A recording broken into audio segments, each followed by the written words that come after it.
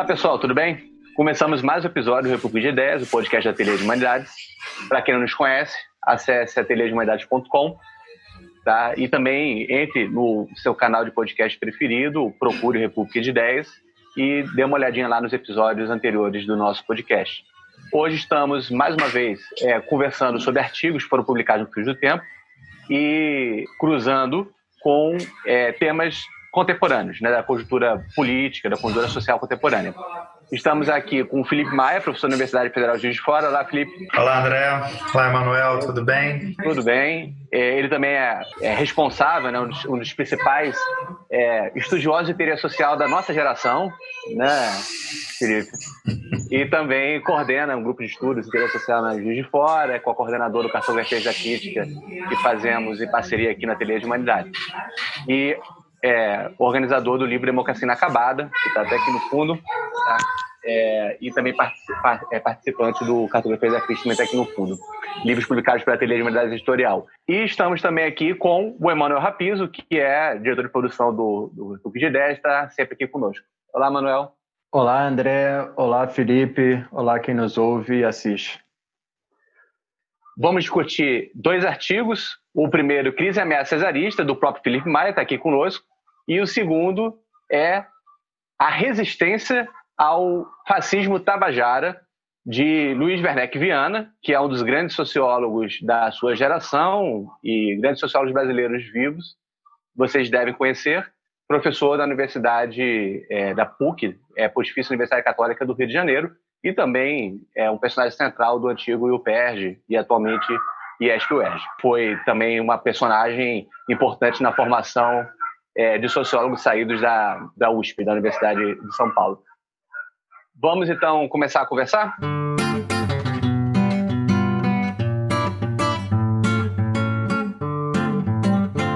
E vamos conversar, então, sobre os dois artigos com uma proposição que eu faço inicial, que é a seguinte. O Felipe Maia, ele faz uma análise que pega mais a perspectiva, né, a partir do conceito de cesarismo, a perspectiva de como que se coloca a questão cesarista hoje em dia, uma possível ameaça, lendo o lugar que os militares têm dentro do governo Bolsonaro, né, e tentando interpretar esses movimentos bastante enigmáticos que os militares estão fazendo, outros muito explícitos também, dentro do governo Bolsonaro.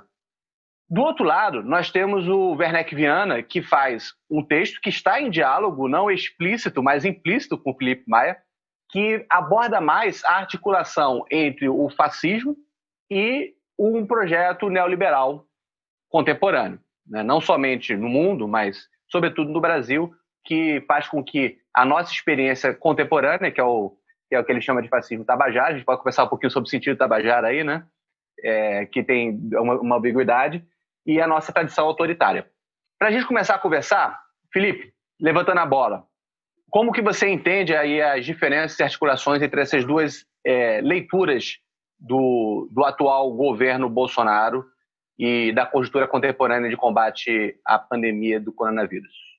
Eu acho o seguinte, o artigo do Werneck traz uma contribuição específica muito importante, que não tem sido muito levantada por vários analistas e que também não foi desenvolvida por mim a contento no meu texto, né? Que é a percepção de que existe uma articulação de elites econômicas, né, de interesses econômicos muito forte em torno do projeto Bolsonaro.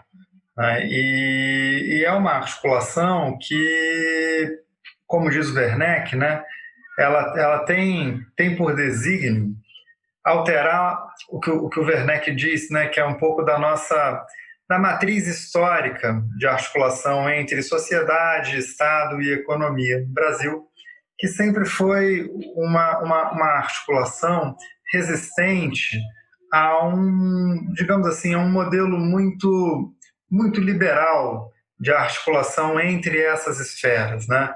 O Werneck, com toda a sua cultura, o seu conhecimento, ele usa, às vezes, a expressão, né, um capitalismo vitoriano, né, fazendo referência ao capitalismo inglês do século XIX, que é a matriz histórica de uma concepção muito liberal de relação da economia com as demais esferas sociais, né, em que a economia atinge um nível de autonomia exacerbado, com poucas formas de regulação oriundas do Estado ou mesmo da sociedade civil. Então, a Inglaterra do século XIX é um pouco o berço histórico, né, dessa experiência, né? Sindicatos enfraquecidos, né, ou sem sindicatos começando a se formar, muito pouca regulação estatal, muita liberdade de investimento, desinvestimento do capital, contratação, demissão de trabalhadores, né? Muito individualismo, pouco ou quase nada de direitos coletivos, né? Então, isso seria o capitalismo vitoriano, né? Um capitalismo, um modo de articulação ultraliberal. A experiência brasileira sempre foi muito refratária a esse tipo de organização da relação da economia com a sociedade, digamos assim. Na história do Brasil, nós sempre fomos muito reticentes a uma concepção muito liberal de articulação da economia com o restante da sociedade, né? Mesmo as elites mais conservadoras brasileiras sempre foram muito cientes do papel que um centro político dirigente poderia desempenhar na condução da economia. Isso tem a ver com a dinâmica também de um capitalismo retardatário, não é isso? Por comparação ao capitalismo inglês, que foi o berço da Revolução Industrial, da importância que o centro político poderia ter para modernizar a economia, para conduzir politicamente os processos de transformação econômica, o tipo de posição que o Brasil desempenhava, né, numa divisão internacional do trabalho. Então, a nossa história sempre foi muito atrelada a formas políticas de organização da economia. E mesmo ao papel que o centro político desempenhou na organização do trabalho.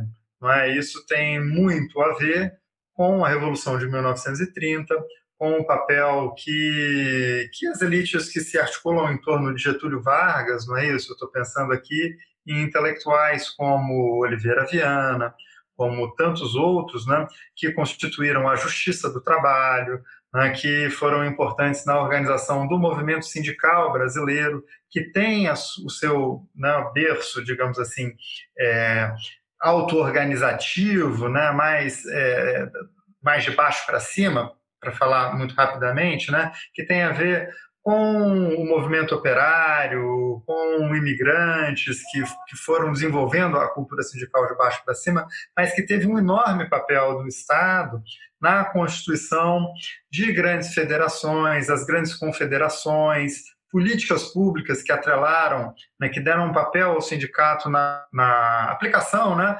das leis trabalhistas, da justiça do trabalho, do sistema previdenciário.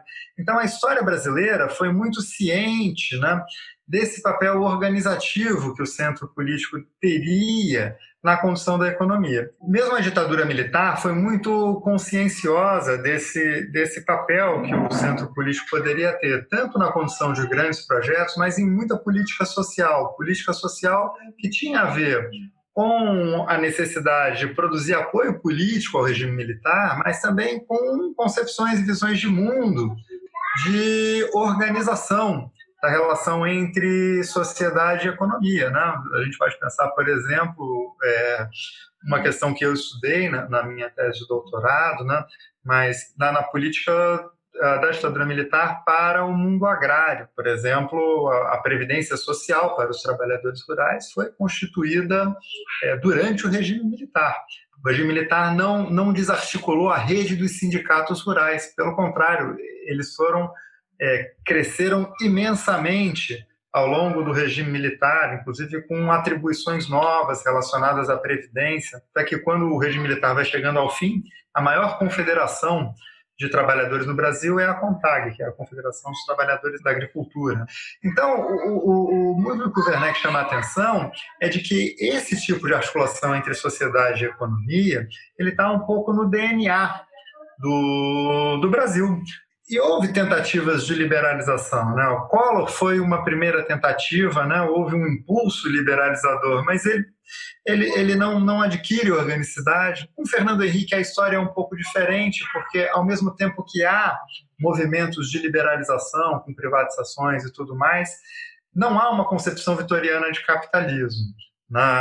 Fernando Henrique, por exemplo, constitui a rede das agências reguladoras, os fundos setoriais, uma série de instrumentos, a própria ideia de reforma administrativa, que era articulada pelo Bresser Pereira, né, um economista da nossa matriz desenvolvimentista, que pensava em alterar as capacidades de intervenção estatal, mudar o perfil da ação estatal, mas não retirar o Estado num sentido mais liberal, né? E o que o Werneck aponta é que com Bolsonaro constitui-se uma espécie de uma aliança heterogênea que tem como um dos pontos fundamentais da sua liga essa matriz vitoriana, ultraliberal, né? Que ataca o DNA, digamos assim, da nossa formação histórica, né? Da nossa formação econômica e social.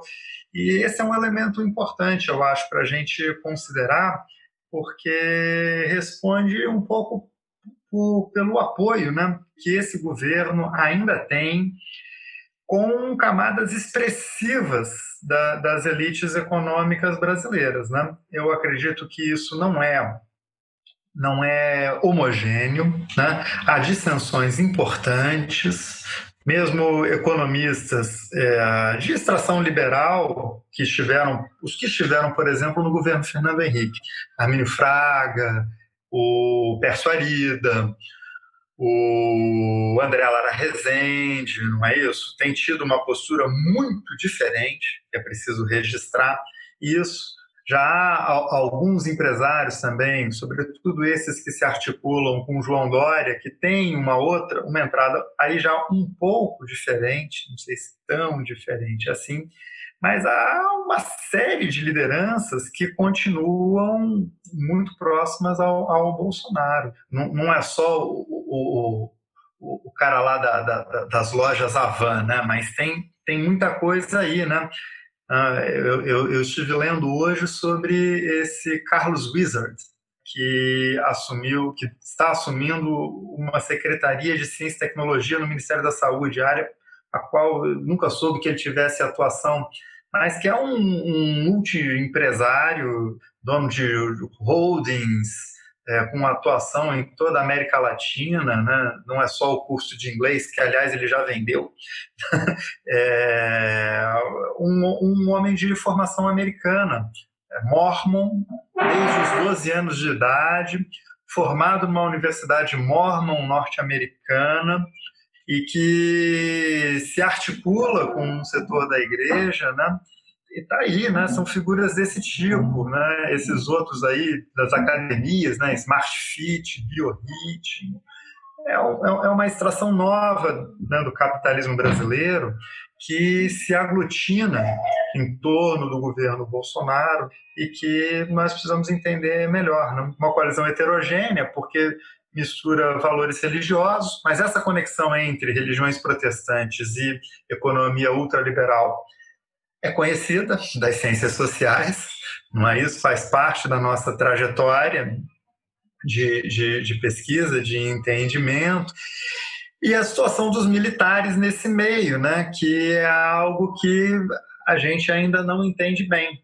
Aquela fatídica reunião... Oi, diga. Eu queria te fazer uma pergunta, antes da gente entrar para os militares, que eu acho que entrando nos militares talvez a gente vai pegar um outro rumo. Mas ficando na questão das elites empresariais, das elites econômicas, a gente tem visto nesse ano uma certa, que a gente pode chamar fuga digamos assim, de recursos estrangeiros.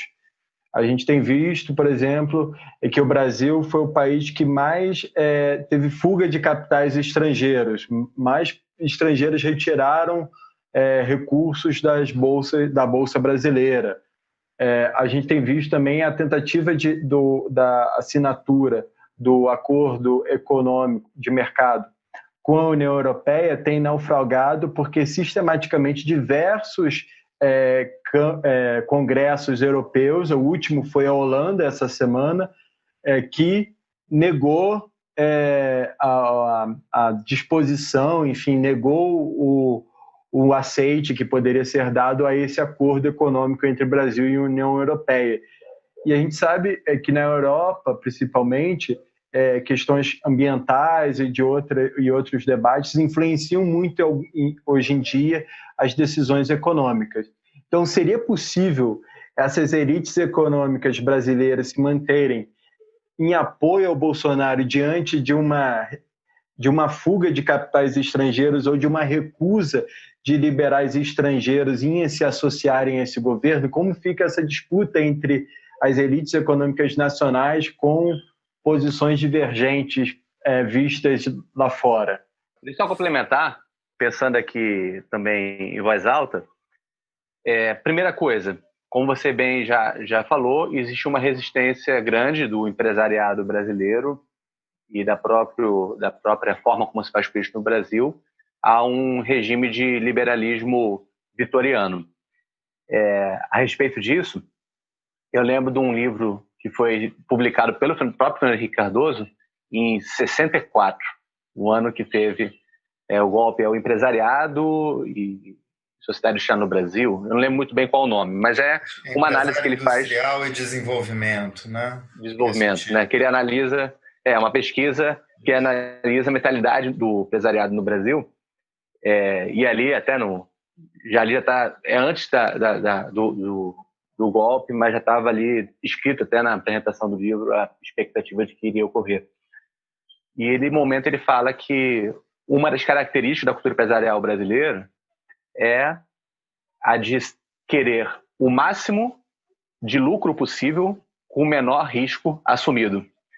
É a articulação que ele faz, né, entre a cultura empresarial e a mentalidade empresarial naquele país, tem muito a ver com o modelo ainda vigente hoje em dia, e a expectativa de que o Estado ele entre como aquele que assume os riscos e garante um ambiente empresarial com o máximo de lucratividade possível, às vezes com o mínimo de eficiência também. A questão é um capitalismo um pouco estranho em relação à matriz, pelo menos aquela que se reverbera como sendo a característica do capitalismo, que é a lucratividade, é aquilo que se tem como benefício a partir de um risco assumido. No regime brasileiro seria um pouco diferente.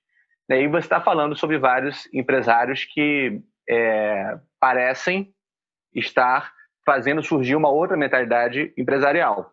E eu fico me perguntando se, na verdade, esses não serão os próximos empresariados patrimonialistas que irão mamar do Estado para ter os seus benefícios próprios.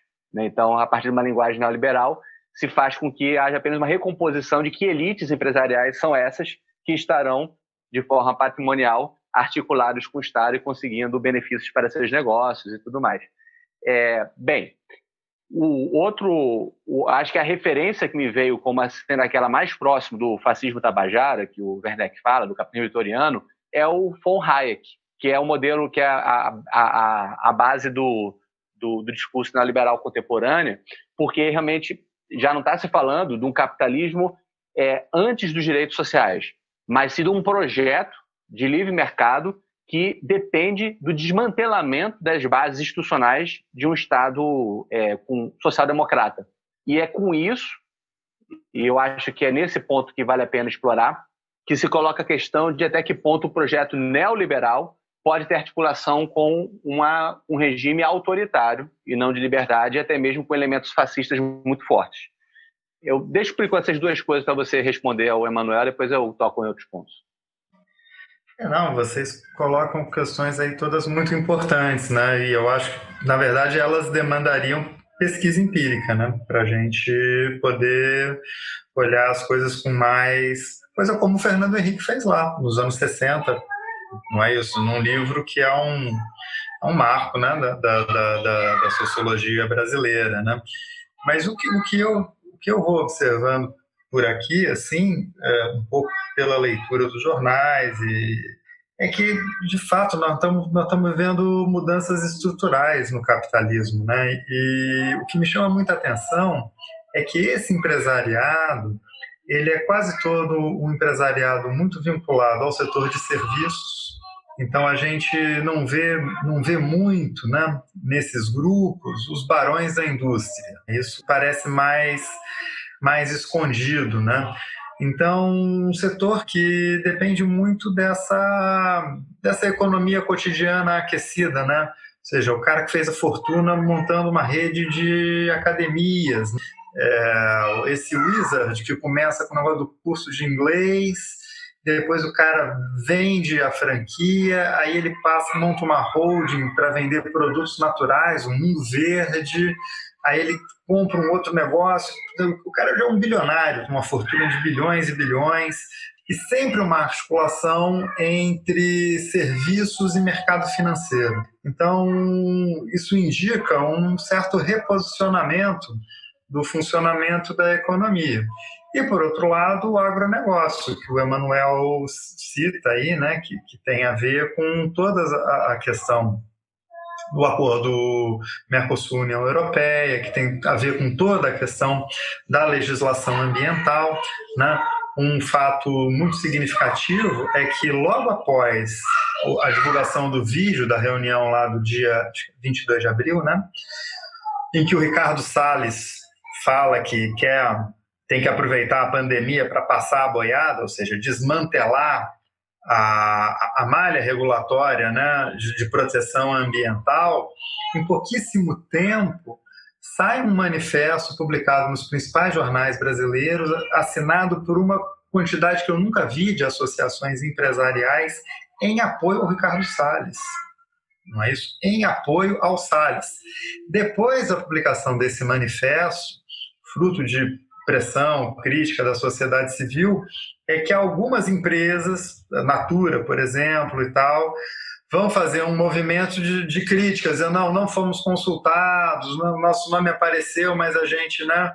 Aí tem alguma crítica por dentro das associações empresariais, mas o momento inicial é de reforço dessa posição, né? Então, o que revela a força que tem a ideia de que é preciso desmatar o ambiente regulatório brasileiro, né? Sabendo que isso tem custos na imagem internacional do país. Mas, pelo jeito, eles estão pagando para ver. E não só custos na imagem, mas também pode ter problemas de aumento de preço de mercado. Só 2 pontos que eu acho que o Manuel tocou, que você também tocou, eu acho que tem muito a ver com a discussão sobre o capitalismo independente no Brasil.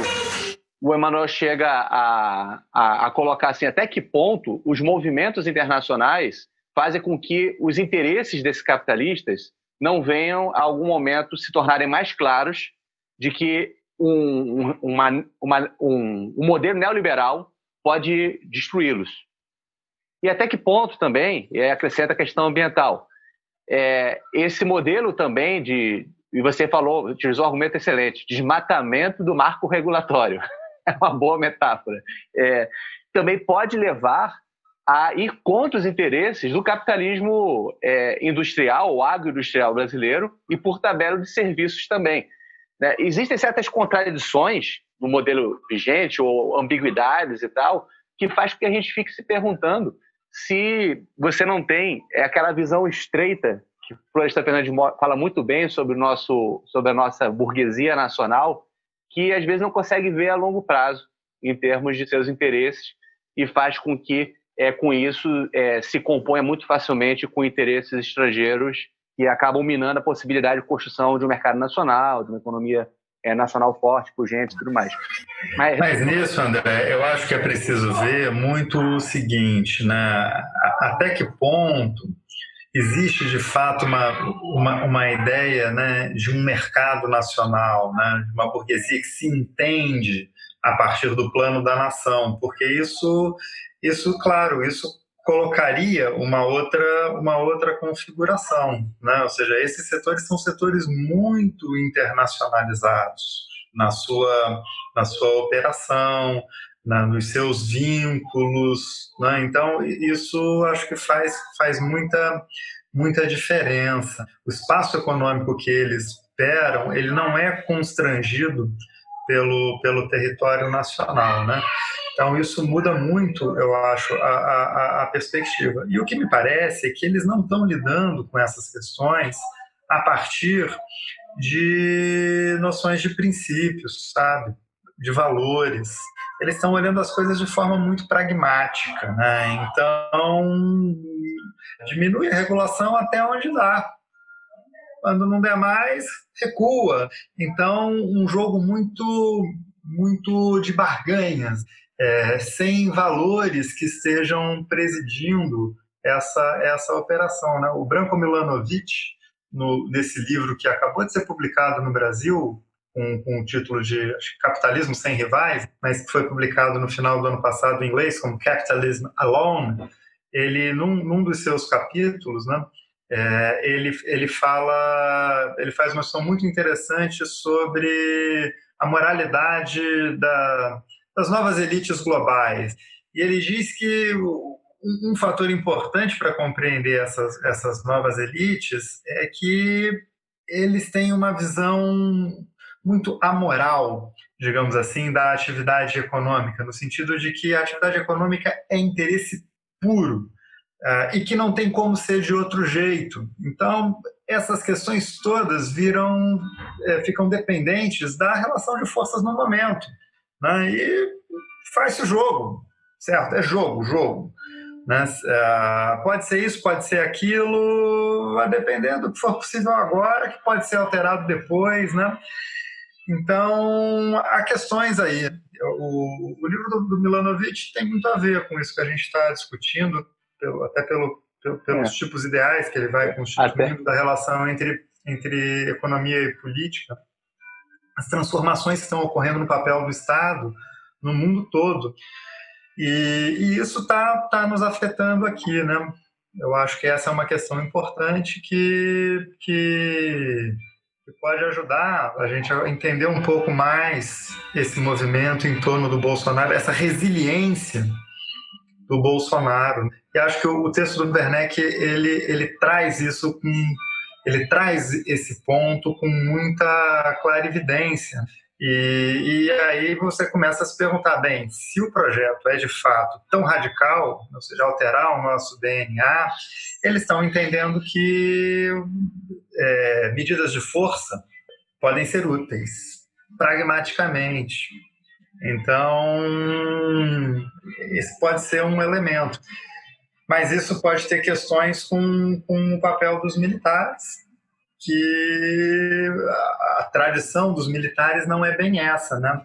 Aquela própria fatídica reunião do dia 22 de abril começa com o ministro Braga Neto, né, apresentando um plano que esse sim tem a ver com a história dos militares, não? Uma espécie de um novo New Deal brasileiro, não é? Que gera imediatamente a reação do Paulo Guedes. Como é que essas peças se juntam? Eu não sei. Mas essas elites econômicas podem olhar para os militares com uma certa desconfiança. Isso aí. São as questões que estão aparecendo aí para a gente conversar. Então, nesse sentido, eu acho que a gente tem rearranjos ainda a ser feitos, tem algumas contradições, alguns problemas internos nesse governo Bolsonaro, que estão desde o início, e eles ainda, a gente não sabe muito bem para onde é que vai. Eu acho que tem rearranjos, tem composições ainda que estão a ser feitas, e talvez necessitem ser feitas para que ele consiga sobreviver, né? Isso, deixando bem claro, esses rearranjos, uma vez feitos para a sobrevivência deles, pode ser muito ruim para a gente, mas para eles pode ser bom em termos de sobrevivência. Por exemplo, como é que se convive uma concepção New Deal à la Braga Neto com uma concepção de Paulo Guedes? né? Como que esses empresariados hoje em dia, em que termos, apoiam o governo Bolsonaro? Será em algum momento, e aí tem trações internas, eu acho que vão para caminhos diferentes. O setor de serviços pode mais facilmente apoiar uma concepção à la Paulo Guedes, ainda que dependa de uma manutenção de um poder de compra da população para utilizar esses serviços, mas a perda de poder de compra é uma coisa apenas de anos, não é alguma coisa para agora. De outro lado, a agroindústria depende de que, beleza, pode-se passar a boiada, e no momento de Covid, passar a boiada talvez não seja só apenas pensando na mídia nacional, de como que as pessoas no Brasil não vão perceber, mas também como que a mídia internacional não vai cobrir se passar a boiada. Isso faz com que consiga fazer com que um certo desmantelamento venha a ser exercido e, em algum momento, esse sinal de alerta da mídia fizer pressão no governo, faz uma recomposição daqui a um ano. E, com isso, já conseguiu desmatar mais, conseguiu avançar mais o modelo agroindustrial sem grande prejuízo dos seus interesses. Mas, por outro lado, se desconsiderar esse fato da possibilidade de passar a boiada, não é interessante para a agroindústria de ter um governo que não leve a sério, ou pelo menos não tenha a imagem de levar a sério a questão ambiental no mundo, porque isso prejudica seus interesses, né? Então, tem várias composiçõezinhas que têm que ser feitas.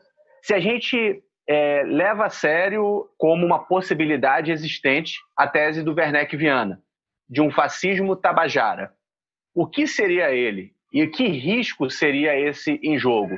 Como que se comporia, então, esse fascismo tabajara numa recomposição de forças em que ele se tornasse prevalecente? O texto do Werneck não deixa isso muito claro, né? Ele não desenvolve essa hipótese até o fim. O que eu acho que o Werneck aponta é que essa tentativa de alterar o DNA brasileiro, ela exige força, né? Por quê? Porque a nossa história, né, de arranjo sociedade, Estado, ela passa por essa temporalidade mais longa que eu fui traçando aqui, mas ela tem a ver da temporalidade mais curta, digamos, com a Constituição de 88. A Constituição de 88, ela dá permanência a uma visão de futuro. Muitos juristas brasileiros, né, argumentam que a Constituição de 88 é uma Constituição programática, não é isso? Ela estabelece e ela entroniza na norma uma série de objetivos a serem perseguidos ao longo do tempo e que tem a ver com a realização de direitos. Não é à toa que é uma Constituição programática, é a Constituição cidadã, né, é a Constituição que mais reconhece direitos na história do país, capítulos e capítulos, né, que define responsabilidades para o Estado, para os entes federados. Então, a Constituição de 88 ela vai na contramão da ideia de um capitalismo vitoriano, né? E mesmo as reformas que foram feitas ao longo do tempo, elas alteram um ou outro aspecto, mas elas não mexem com o cerne programático, né, da nossa Constituição. A ameaça que se coloca aí é de um movimento de força que enfrente as resistências que a Constituição coloca a esse programa, né? Então, eu acho que é um pouco isso o que Werneck está dizendo. Ou seja, um programa como esse, radical como esse, não seria possível no ambiente democrático, né? Ele enfrentaria barreiras muito fortes. Talvez daí essa ideia de que vai se gestando uma convicção entre alguns grupos, né, de que é preciso um desmatamento radical, né, mais do que passar a boiada, como disse o Salles, né? O Salles se referia a legislações infraconstitucionais, portarias, não sei o que e tal. Então, o que poderia estar se pensando é um movimento mais radical contra a Constituição. E acho que há certos indícios de tentativa, sobretudo por parte do Poder Executivo e do Bolsonaro, que foi o tema que eu tentei explorar no meu artigo, de concentração de poderes, Essa é uma Constituição que ela tem um alicerce social muito voltado para a ideia dos direitos, e ela tem uma concepção do modo de funcionamento das instituições que está assentado em uma série de freios e contrapesos, de distribuição e divisão de poderes, algo que ao longo do tempo, inclusive, se reforçou, porque o parlamento, o Congresso brasileiro, foi ganhando poderes ao longo do tempo, né, reduzindo, por exemplo, a capacidade de edição de medidas provisórias, tornando a discricionariedade do executivo na execução do orçamento menor, aumentando as prerrogativas do Congresso. Então, é uma Constituição que distribui poderes, estabelece freios e contrapesos, salvaguardas, e mais do que isso, ela constitui o Poder Judiciário como um poder que tem funções de interpretação e salvaguarda da Constituição. Então, a posição do Executivo ela é diminuída, né? E Bolsonaro, desde a campanha eleitoral, né, ele apresenta uma concepção de mandato que eu tenho qualificado como cesarista, né, ou seja, que entende que o chefe do executivo é a expressão da vontade geral de modo incontrastável pelas outras instituições, né, e que vem buscando concentração de poder, que se recusa a compor uma base parlamentar, né, que seja espaço de negociação, que tenha uma postura muito belicosa diante dos tribunais, que tomou uma medida muito forte em relação ao Ministério Público, que foi indicar um Procurador-Geral da República que não estava nem na lista tríplice, né,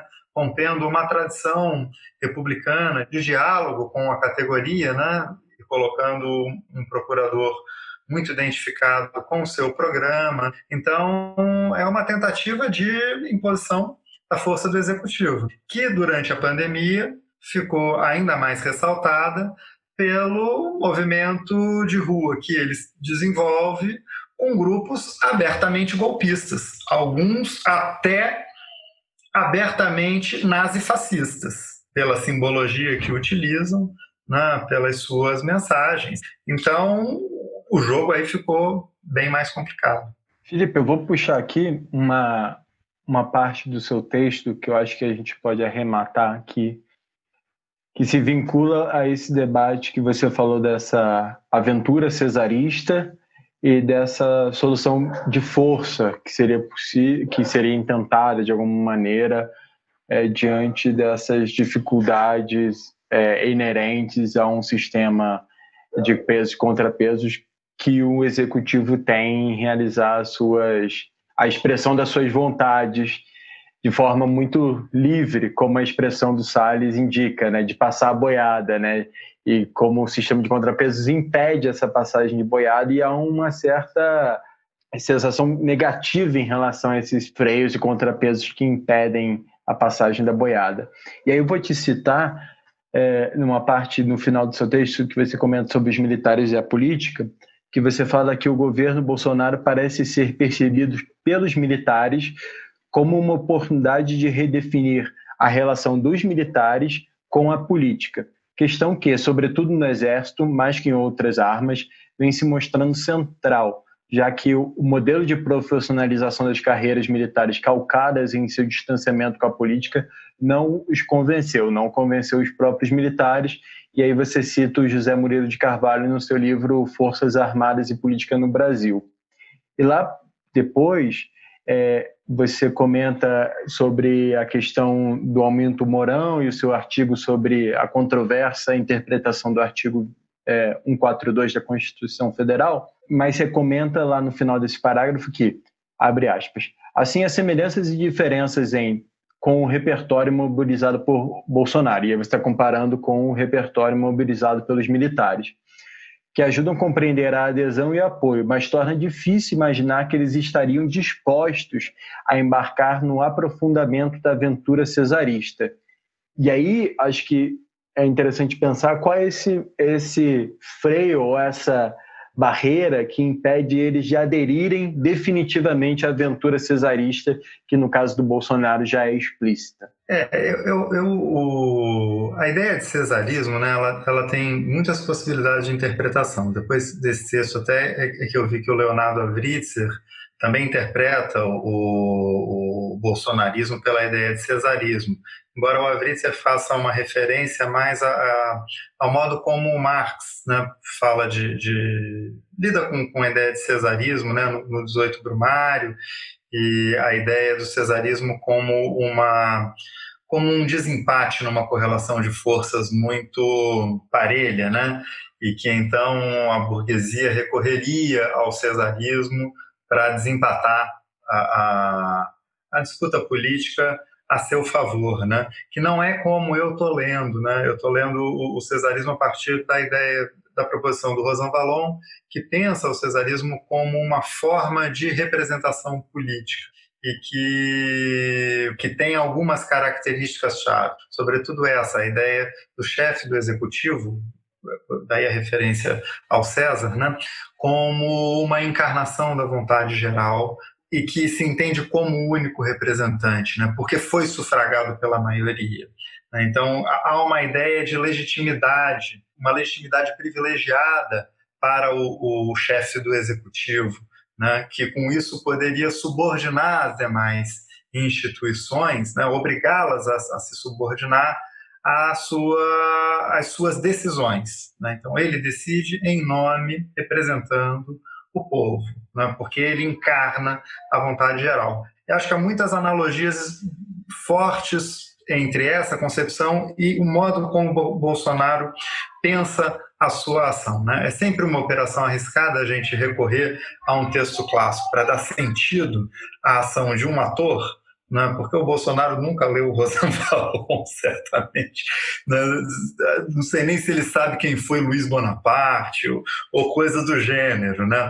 Mas essas ideias, elas vão formando caldos de cultura, né? Que vão moldando visões dos atores, mesmo sem que eles tenham lido esses textos, e elas funcionam um pouco como um tipo ideal para a gente tentar formalizar um pouco, né, uma visão de mundo, uma visão de política, nesse caso, a do Bolsonaro. Né? Eu acho que isso vale bem para o Bolsonaro, mas isso não vale tanto para as Forças Armadas, né? Sobretudo pela ideia do poder pessoal, ou seja, a ideia de que uma pessoa encarna. Isso é muito forte, né? Tanto é que o Bolsonaro ele venceu uma eleição presidencial, queiramos nós ou não, ele recebeu 50 e tantos milhões de votos nesse país. Que general brasileiro, na nossa história, recebeu um mandato popular dessa maneira? Não é? Os generais na ditadura foram eleitos por colégio eleitoral. Não é isso? É muito diferente. A forma de consagração, né, do mandato, né, de conferir legitimidade ao mandato é muito diferente. Devemos lembrar que a ditadura militar brasileira manteve durante boa parte, quase todo o tempo, o Congresso Nacional funcionando. Não é isso? Que estabeleceu mandatos para os presidentes da República e os mandatos foram cumpridos. Não é isso? Então, ou seja, havia uma certa visão que é autoritária, mas ela é vinculada a uma corporação, a uma instituição. No caso do Brasil, mais até do que as Forças Armadas, o Exército Brasileiro, e menos a pessoa. Nós não tivemos um Franco, né? Nós não tivemos um Mussolini, não é isso? Nós não tivemos sequer um Salazar, né? Uma coisa diferente na história. Mas isso me parece ser um ponto, né? Talvez seja um pouco o limite, né? Então, há muita afinidade, eu acho que isso vai ficando cada vez mais claro, mas há um certo limite, né? O Mourão escreveu 2 artigos no Estadão. Em nenhum dos 2 artigos ele cita o nome Jair Bolsonaro. Ele não aparece em nenhum dos 2 artigos. Uma defesa do presidente, né? Nem do governo do nosso presidente, Jair Bolsonaro, O Mourão defende princípios, defende, né, visões da política, né, disso, daquilo, que colaboram com posições do Bolsonaro, jogam a favor, em boa medida, mas não há defesa da pessoa, né, do governante.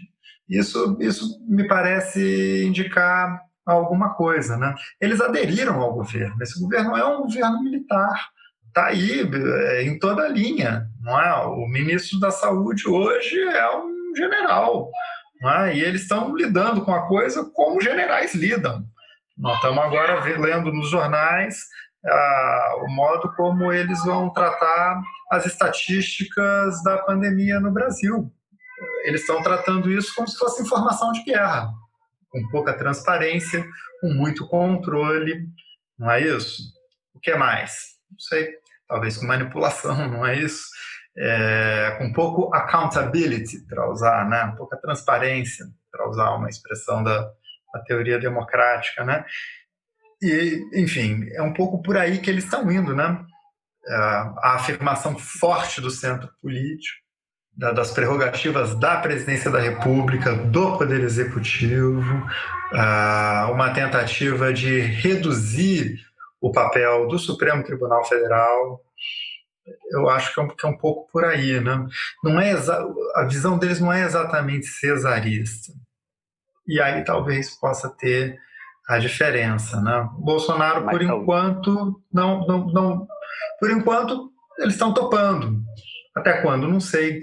Um governo dele seria muito diferente do que está aí? Também não sei. Também não sei. Outra questão que a gente não sabe é como é que eles ficam diante desse movimento ultraliberal. A política é aquela falada pelo Braga Neto na reunião do 22 de abril? Ou eles incorporam a linha Paulo Guedes, que foi a linha da campanha do Bolsonaro? Eles sequer discutem isso, não é isso? Isso não está na pauta pública, né?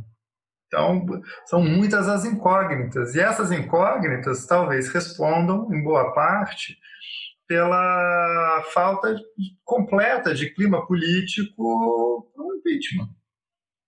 Razões para o impeachment há muitas, descontentamento imenso, mas não se vê nem CPI, Congresso Nacional, não, os movimentos clássicos da luta política. Não. Ninguém se empolga com a ideia do impeachment. Ninguém. Então, nós estamos numa enrascada forte.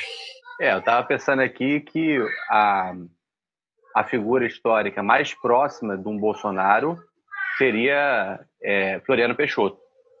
Eu acho que seria mais próxima de um Bolsonaro. Só que também não há um precedente a partir do momento que Floriano Peixoto não foi eleito dentro de uma democracia robusta de massas, mas sim a partir de um regime um pouco mais oligárquico, que era a da nossa Primeira República. E até essa tentativa de fazer uma guerra contra os governadores, centralizar, até a ideia de ter milícias que venham a avançar nessa guerra, eu acho que tem mais de Floriano. E ele não é uma figura que estabiliza, né? Ele é parte do problema da Primeira República. A solução que vai conferir alguma estabilidade, né? Estabilidade, estou falando assim, pensando do ponto de vista dos interesses. A solução que vai estabilizar os interesses na República é o pós-floriano. Sim. Campos Salles, né? Aí a tese do Renato Lessa, né? Clássica, né? Estudo clássico da ciência política brasileira sobre esse período, né? Então, nós estamos numa situação muito, muito difícil, né? Eu acho que uma coisa que aparece tanto no seu texto quanto no texto do Werneck é essa relação de tensão e potencial combate entre o Poder Executivo e o Judiciário. Você acabou de falar sobre a relação com o STF, né? Uma das tentativas é tentar limitar o STF, até mesmo sob ameaça, né? Até ameaçar, dizer, se vocês intervierem demais, a gente vai fechar. Não sei se com cabo com soldado, talvez com todos os generais, né? É mais provável isso. E aí tem toda uma discussão jurídica que foi lançada à tona sobre tentando resgatar a ideia das forças militares como um suposto poder moderador que permite restabelecer os pesos e contrapesos da República ou estabelecer um equilíbrio de poderes. Então você tem, nessa relação com o judiciário, é uma ironia da história, porque, de certa forma, o governo Bolsonaro ele ascendeu a partir da grande parte em função da Lava Jato, ou pelo menos não da Lava Jato em si como operação, é toda uma discussão em torno disso, né, mas de certas expressões jurídicas, né, do processo de judicialização da política, que às vezes teve um elemento, né, de uma concepção instrumental do judiciário, que às vezes, articulando com certo messianismo jurídico, levou-se a uma escalada de uma certa politização do judiciário e depois uma adesão a certos juízes, alguns, não só o Moro, mas também o daqui do estado do Rio de Janeiro, o Bretas, né? E outros mais aderiram ao bolsonarismo. O bolsonarismo ele se alavancou em cima da Lava Jato. E ser expressão de um ativismo judicial, né, ou até tentando se colocar, e aí o Moro foi a vitrine disso, como sendo a consumação da luta contra a corrupção, onde um judiciário puro estaria agora empoderado pelo Poder Executivo para consumar o embate final. E aí tem também como que o Bolsonaro entra com essa questão do Messias para um grupo grande de eleitores, alguns deles com matriz religiosa. Agora a gente vê que o jogo parece estar mudando. A saída do Moro, ela expressa bem isso, essa mudança de jogo. O Moro ele tem aquela relação com o STF que também não era tanto de tensionamento, e agora você tem uma virada de jogo onde o Bolsonaro e também o Mourão sinaliza bem isso, né, começa a ver essa hiperinflação do judiciário como sendo um impedimento para que o Poder Executivo realize aquilo que está indicado pelo povo e é a vontade da nação. Está muito bem observado, André.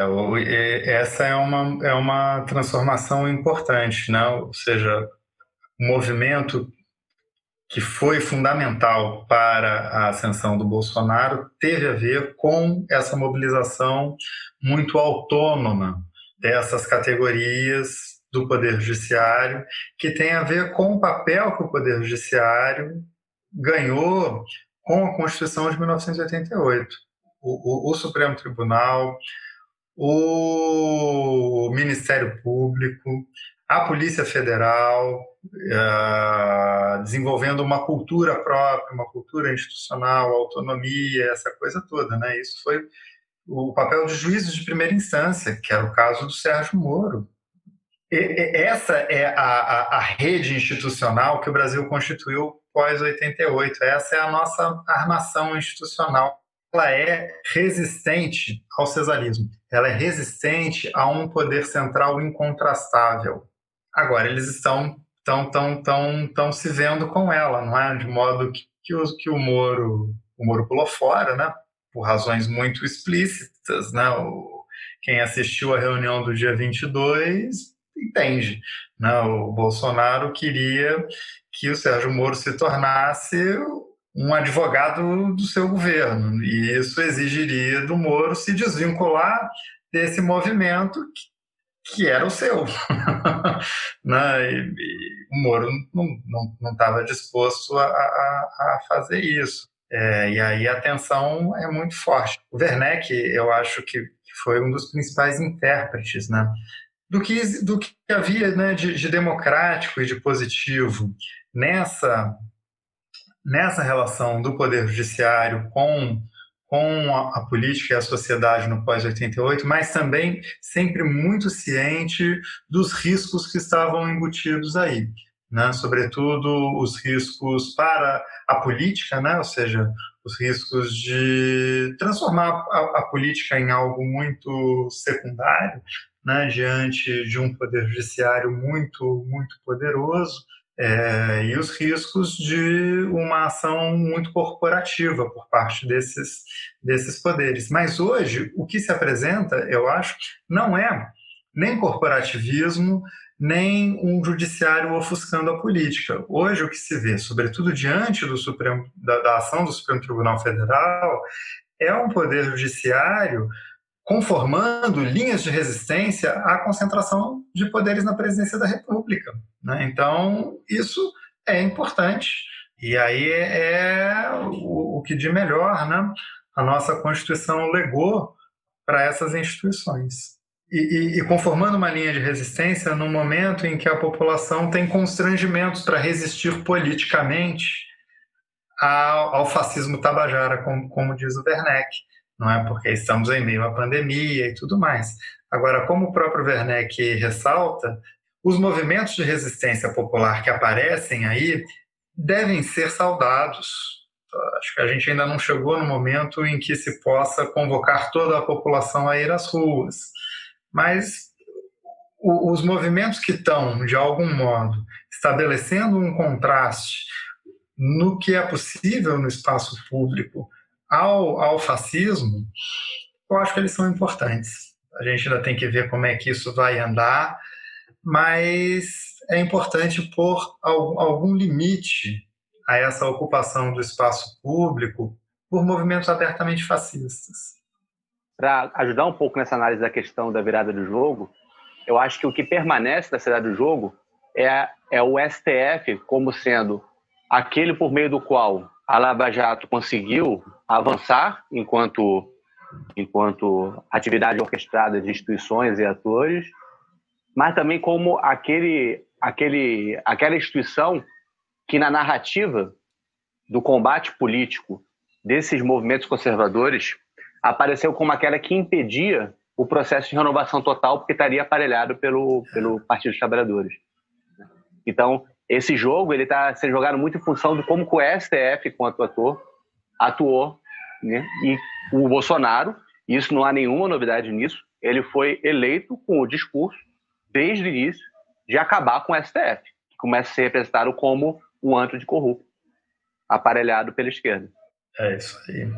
Só para comentar também, incluir essa apresentação, essa, digamos, ascensão dos movimentos de rua, ela pode ajudar a criar rachaduras na visão da aventura, talvez cesarista, do Bolsonaro se colocar como esse líder povo, o homem povo, né? Aquele que representa a totalidade que foi dada, a totalidade da representação do povo que foi dada a ele por meio da eleição plebiscitária, né?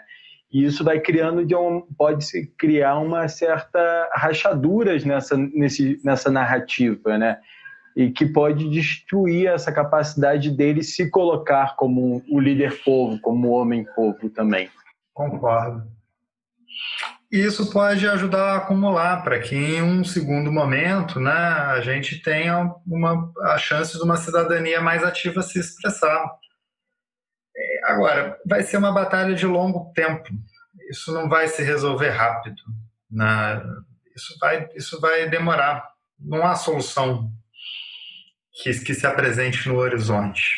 Não, isso é uma questão que vai demorar e muito das nossas possibilidades futuras vão depender de como nós vamos destrinchar esse nó. Bom, o nó górdio sabe como é que destrincha, né? Espero que não seja o nosso caso. Com a espada, né? Tem muita gente que está querendo exatamente isso, né? Espero que não seja o nosso caso, não é? Tem alguns atores centrais nisso daí. Um deles é o Procurador-Geral da República, quais são os movimentos que ele fará e como que ele vai, por sentido de sobrevivência ou atuação, ou até mesmo pressupondo a honestidade do ator, no sentido também de estadista, como ele mesmo diz, ele pode, de repente, fazer um movimento que destrinche um pouco o nó, se ele se mostrar uma pessoa autônoma e, como ele mesmo disse na entrevista lá ao Bial, como sendo alguém que está atuando como uma força de equilíbrio e não desestabilização. Então ele pode tentar, como um bom baiano, ficar lá tentando articular entre uma coisa e outra e em algum momento ter que, quando vê que a coisa amadureceu, mostrar um movimento de autonomia.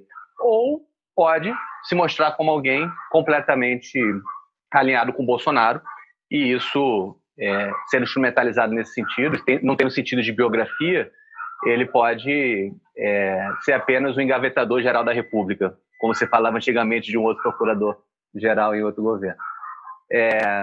E o outro ator histórico, obviamente, é como que os militares, tanto os da reserva quanto os da ativa, vão ler o processo. É isso que ele está conversando aqui. Se eles vão, em algum momento, resistir ao cesarismo que está em movimento por Bolsonaro e seu grupo político, inclusive seus filhos todos, ou se, e a partir disso, é uma leitura mais desenvolvimentismo ou de mais liberalismo político, ou ao menos, como o general Santos Cruz disse, como uma visura de corporação de Estado, não de governo, isso também vai fazer com que a coisa possa se movimentar mais rápido. Né? Mas o que tem alguns atores aí que estão mais dentro do núcleo político e estão mostrando um alinhamento ao bolsonarismo muito forte. Né? O Heleno, esse agora da saúde, aparentemente sim. O Mourão é o enigma, né? A gente não sabe muito bem qual é o dele. Talvez, se houver um alinhamento muito forte com o bolsonarismo, uma leitura por trás pode ser de transformação cultural, de mentalidade mesmo. E o olavismo, o Olavo de Carvalho, possa explicar, de repente, alguma coisa de influência. Mas eu não creio, porque eles também bateram cabeça o tempo todo desde o início do governo. O movimento cultural olavista com o movimento com a presença dos militares no governo. Então, eu não creio que seja em função de leitura histórica influenciada pelo movimento olavista. Talvez seja uma variável que explica outras coisas e não essa. Né, de uma adesão dos militares, do grupo político militar que está lá junto com o Bolsonaro ao bolsonarismo. Acho que é isso aí mesmo.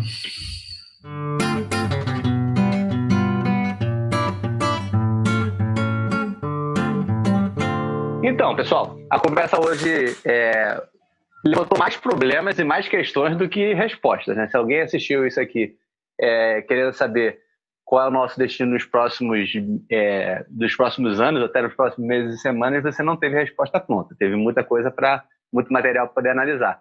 Para a gente concluir, Emanuel, quer fazer uma consideração final sobre as perspectivas aí, sobre os problemas que estão em jogo, a partir do debate de hoje? Seria, depois desse comentário, tentar fazer prognósticos seria bastante audaz e ousado.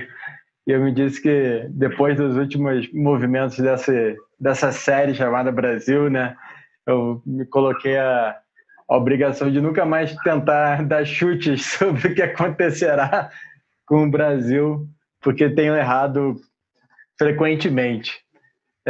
Eu acho que o debate é enriquecedor. Eu gosto muito da perspectiva que o Felipe Maia traz para tentar entender o Brasil de hoje a partir da leitura do Rosan Vallon e da Democracia Inacabada. Eu acho que é uma leitura que nos ajuda a pensar, e eu acho que é uma leitura que não está tão espraiada atualmente no Brasil. Eu acho que talvez o Rosan Vallon ainda não é esse autor tão abertamente lido pelo Brasil, dentro da academia, e muito menos fora da academia.